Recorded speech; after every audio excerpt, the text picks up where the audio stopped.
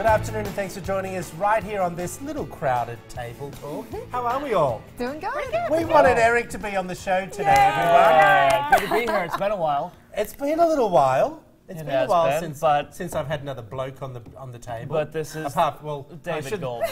David a bloke. Is he chopped liver? What is Is he? But good to be here. It's an exciting show, changing up the format a little bit. So we've got some great topics to cover, and thanks for having me. It's all about table talk today. We've got no guests on the show. It's our opinions. Katie, I need you to be awake. Okay, and I'm giving waking your up. I'm opinions. waking up. Unlike the top of the show where you were like, is that for me? Oh yeah, I forgot. It's all right, sweetie. We got you. But before we dive into table talk, we'd like to check in with Amber Freeman and Tom Kenny. They're out at the Solid Blue drive-thru handing out limited edition ABC 36, Paul Miller Ford Pepsi and Wildcat Warehouse Solid Blue shirts. Take it away, Tom. Good afternoon, everybody. The line was long. The first person in line today, Diane and Phil Puckett from Winchester. They got here at 8:30 this morning. They just drove through, and by the way, their dog Cleopatra was with them as well. She was very well behaved for a 4-month-old.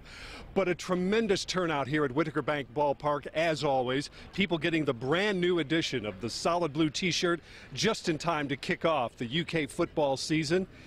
Great design this year. If you haven't seen it yet, we unveiled it a few days ago on air, indicating the state of Kentucky. It's a popular design right now. And everybody, we've got 2 lines going through, all of our volunteers getting everybody through in a timely manner.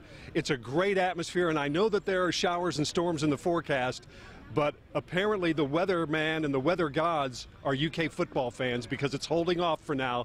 It is a gorgeous afternoon here as you see all of the happy Solid Blue fans coming through after getting their Pepsi products, their Solid Blue t-shirts, and all sorts of goodies. I'd like to bring in Andy Shea. He's president and CEO of the Lexington Legends, a great supporter of the Solid Blue drive-thrus. Thanks for hosting us again this year, Andy. Happy to have everyone here. I mean, as you said, this is just awesome. It's so great seeing the people line up, seeing the people come here on their lunch breaks, and everyone is just pumped to be at the ballpark and ready for Big Blue season. Speaking of at the ballpark, 2 more regular season games left for the Legends. Oh yeah, we're home tonight at 7:05, and then we've got a doubleheader tomorrow starting at 6 p.m. That's a good way to end the season, and the weather may cooperate. Absolutely. That's what, you know what?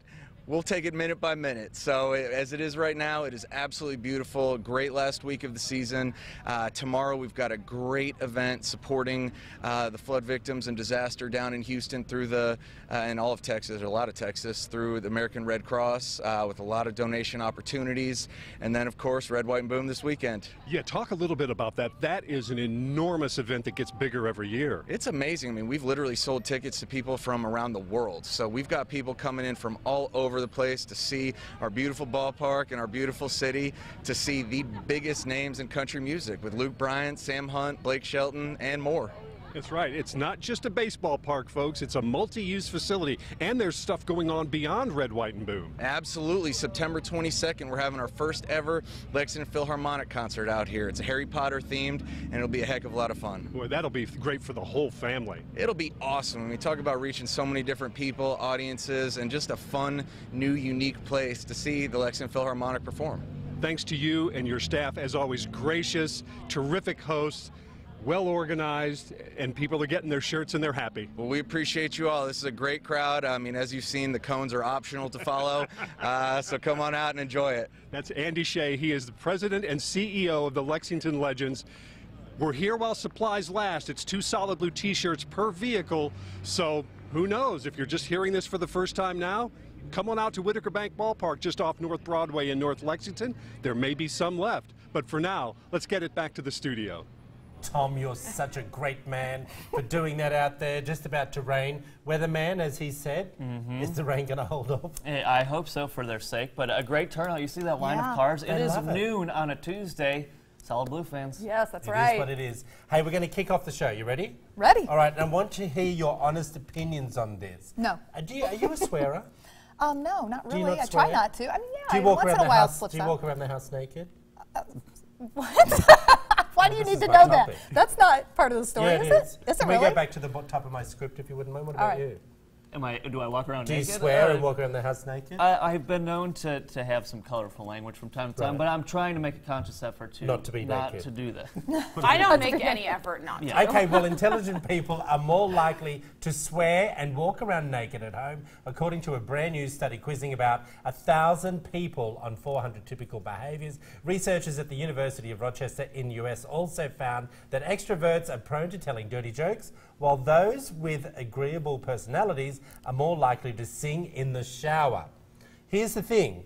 People with high intellects were more likely to curse, eat spicy breakfasts, and lounge around the house naked, while extroverts were more likely to drive faster than 75 miles an hour, gamble, and go to the pub. We should have taken. Are you an extrovert or are you intelligent? To me, this sounds more Why like can't you. they be one and Drive the same? fast cars, gamble, and go to the pub. I do like to gamble. I love Yeah. the ponies. I've been known to stop by a pub every now and again. Once in a while. See, now the driving fast thing, that's not me. Well, I don't- I'm I not- respect the speed limit. I just find it really weird how they can do these types of research. And I think intelligent people would have better words to use than swear words. Like you've just said, you're basically dumb. Because you don't walk around the house I did not naked, say that. and you don't but swear. Thank you. Well, that's what it says. I'm not saying me personally, I don't find you dumb. Once in a while they pop out of my mouth. I don't Okay. mean to, and Yeah. usually there's a child around me that reminds Has me. made you do that? They remind me. Yeah, they made me do it, but then they remind me that it's a bad word and that I shouldn't say that. So Put a quarter in the swear jar. that's right. That's right. So yeah. What do you think? Like, it's a pretty stupid study, really. Yeah, I think that's interesting, but I don't know if I really believe that's indicative either way of intelligence. I would say I don't consistently use swear words, maybe every now and then when I feel it's appropriate, but I don't know if when someone uses a swear word, if I judge their intelligence off that. Well, isn't it funny you say that? Because in Australia, like, I do say, and I'll be honest, I do say a particular word quite a bit, and we won't say it on TV, but it's in a way where it's not in an angry way, it's conversational way, the way we talk in Australia. So sometimes people have said, oh, you should be careful of that word. And I agree, you know, especially being here. But I find people who get into arguments and they start throwing out those curse words, I think to myself, you're pretty stupid. And that's not a great word to describe someone, but I think you're pretty stupid. You can't come up with a better word than saying all these curse words in an argument, or your back's up against the wall and you come out fighting.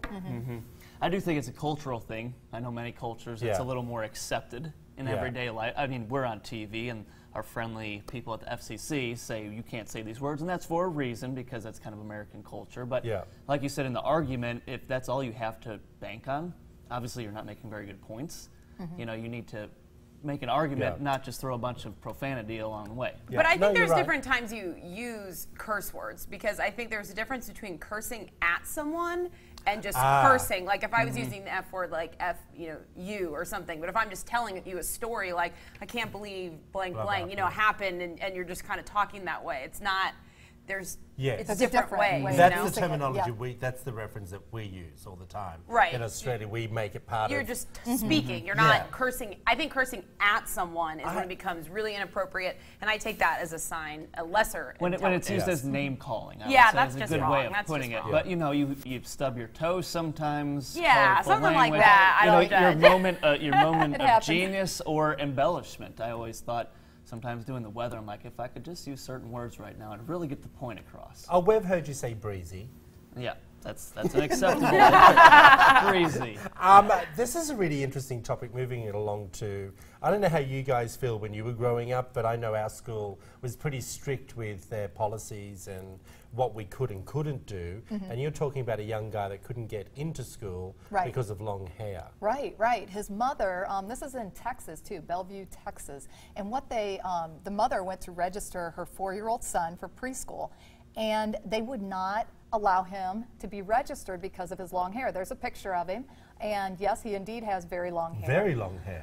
But and this is a public school district, And their rules is that their hair has to be cut above the eye, ear, and off the neck. Well, I think that would have a lot to do with head lice and things like that, maybe. Maybe. I mean, policy. but there's lots of girls that have long hair. Oh, actually, you're So right is there. that only a rule for boys, or So is it's it a rule only for a boys rule. and girls? It's I got only a you. rule for boys. Oh. And what she wanted to do was, because the school policy stated in the dress code that the hair was not allowed to be in ponytails, tails, or with inappropriate hair accessories. So what she wanted to do was put his hair up in a ponytail with a black twisty tie or whatever, and just put it up in a bun on the top of his head. And the school still would not allow him to come and be registered for the school. Well, So look, what are your guys' thoughts? I mean, really, I mean, number one, this policy, it is the school policy, and you know, you have to abide by those policies, but at the same time, is this an archaic policy? I mean, in today's world, you know, does that really matter if a boy has a boy haircut? It's not about the boy haircut, Lisa. That's the point. What's it's the about the point? school policy. Right. The school policy Well, was yes. put into place that that's what they expect from their students. Exactly. It's not archaic policy whether boys should have short hair or long hair. It's the school policy. But it is archaic. That's the point of the discussion. think That's so. her point, that she is like, why does his long hair prevent him from getting an education? You know, is he going to go 12 years without an education? That was her point. But there were people also that read the story and have come after her, saying that she is not showing her son that you need to follow rules of Exactly. society. So, you know, and that he could be bullied at school as well, you know, for having the long hair. What do you So, think? Let's open it up. Yeah, I think that, I mean, it's two separate issues. Should that rule be in Yeah. place? right. And then should they have to follow it? The rule is in place, so I think cut the hair a little bit, send him to school. And I don't even think little girls should have hair that long. Just let them have fun and cut it shorter. Like, they don't care about hair, I don't think, at that age. So Unless they want to be little princesses. you yeah, know what I mean? but still, that was Yeah. pretty long for someone, you know, a For kid 4-year-old. that age. He had but, never had his hair cut, ever. But I don't, you know, that's up to the parents. But if that is the rule, I think you know you have to follow the rule. Your kid But can't go to that school. odd rule though. First of all, I think he's got great hair. Obviously, that's his thing. Right, You know, right, yeah. he is proud of that hair. Envious much? Hey, he's doing much better than me. We'll leave it at that. That's a different discussion. I But agree. We've I'm had on your that discussion side. here, but I'm surprised it is a public school because I Yes. know Catholic schools. I had friends in high school that went to a Catholic school, couldn't go over their ears, so they would cheat and curl it up. That was their little Yeah. workaround. But I mean, Like this the is flying nun. this is taxpayer money. Why should they have a rule regarding what people wear to public school or how they do their hair? Because that's the school district policy. But who makes that policy? The If school it's your district. tax money, but it doesn't affect learning. That's what I don't understand. That's why I'm kind of not on the side of the school district. Well, I there. think school is a time for learning lessons and learning. Parents have a role to teach you about your life and responsibilities. School is there to teach you an education and also help you start out in life. And school is a great place for you to learn those basic things. And rules are rules. Rules are rules. I don't agree It with is that what it one, is. but that's the way it is. Okay, well, up next we'll take a look at a new internet trend called roasting. This is Midday Kentucky, everyone. Table Talk Takeover. Back after this short break.